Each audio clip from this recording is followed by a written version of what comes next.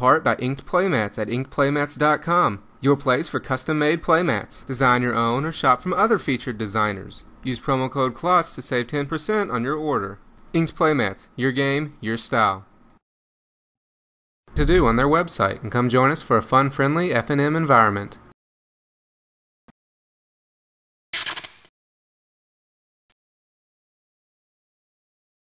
Avon from KlotzProductions, and welcome back to the final game of the match between Blue-White Delver and Grixis Control. I took a mulligan down to 6 for this game, then started off by playing a tapped Drowned Catacomb. Dakota then laid down an island and resolved a Delver of Secrets. I passed my next turn after putting a Blackcleave Cliffs into play, then Dakota laid down a Plains and resolved an Invisible Stalker. He then attacked with his Delver, taking me to 19. I then laid down another Cliffs, and then Dakota played an Inkmoth Nexus. He then animated the Nexus and attacked with the team, making a fool of me again and giving me a poison counter, then taking me to 17. I then laid down a Mountain and resolved a Chandra the Firebrand, and then used her to kill Dakota's Delver.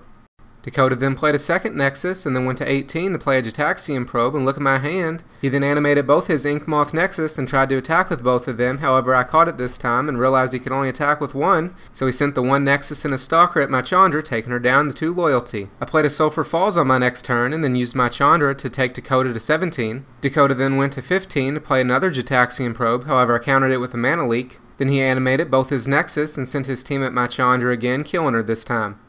I then laid down a Swamp for my 6th land drop, and then resolved a Grave Titan and got 2 zombies along with it. Dakota put a Glacial Fortress into play, then played a Snapcaster Mage and gave a Jataxian Probe flashback to look at my hand and see that I only had 2 lands. He then animated his Inkmoth Nexus and attacked with it along with his Stalker, bringing me up to 2 poison counters and taking me down to 16. Then during my next pre-combat, Dakota tried to use a Vapor Snag on my Grave Titan. However, I played a Snapcaster Mage and gave my Mana Leak flashback to counter it.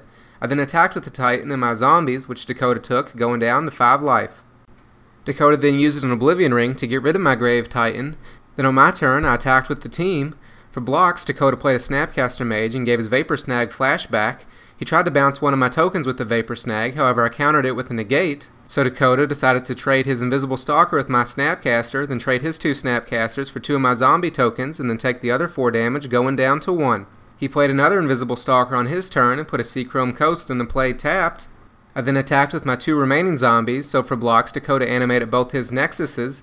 He blocked one of the zombies with one of his Nexus, and then the other one with his Stalker and the other Nexus. This killed one zombie and shrunk the other one. Then post-combat, I played my top deck, which was a Slagstorm, to do 3 damage to Dakota. However, in response, he paid 2 life killing himself to play a gut shot on himself.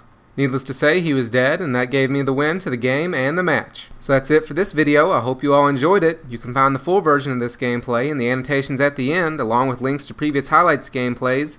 And as always, if you like this or any other video, be sure to give it a thumbs up and add it to your favorites, then subscribe to be notified when more videos are online.